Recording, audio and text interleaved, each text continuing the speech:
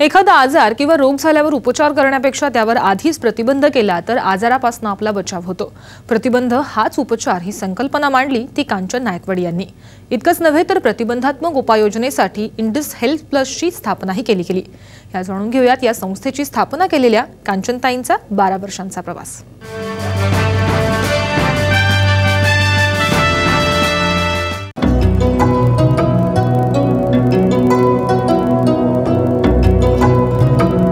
प्रतिबंधात्मक आरोग्य तपासणी ही संकल्पना आता रूढ हो पाहते।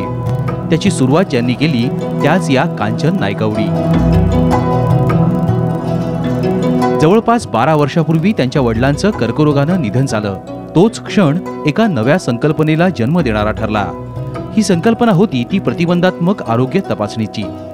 आपण निरोगी आहोत, आपल्याला काहीही झालेलं नाही असा अनेकांचा गैरसमज असतो, पण नियमित तपासण्या करून घेतल्या तर मोठ्या आजारांना सामोरं जाण्याआधीच उपचार सुरू होतात। याच उद्देशानं नायकवडी यांनी इंडस हेल्थ प्लस या नावानं एक फर्म सुरू करून अशा आरोग्य तपासण्यांचं क्षेत्र खुलं केलं। सगळ्यांनी हा चेकअप केला नव्हता, ऐकलं नव्हतं, काय तपासण्या होत्या ह्याच्याबद्दल क्युरिओसिटी होती आणि एक भीती पण होती की काय निघालं तर।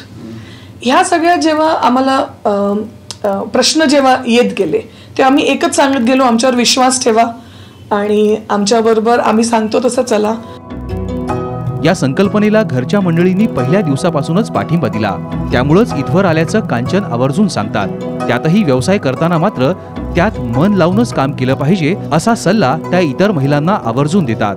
मी भरपूर वेळा बघते की खूप लोक डोकं चालवायला प्रयत्न करतात आणि I don't think brain is to be used in any business, it is the heart. And I think जे मी दिलंय आज आणि जे आज हे इंडस आज एवढं उभं राहिलंय हे खरंच आम्ही मनापासनं आणि हृदयापासनं काम केलेलं आहे। प्रतिबंधात्मक आरोग्य तपासणी ही संकल्पनाच अभिनव असल्यानं इंडसला आता जगभरातल्या अनेक ठिकाणी पुरस्कारानं गौरवलं जातंय।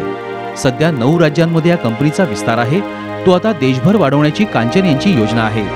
कॅमेरामन संपत मोरेसह स्वप्नील बापट, साम टीव्ही, पुणे।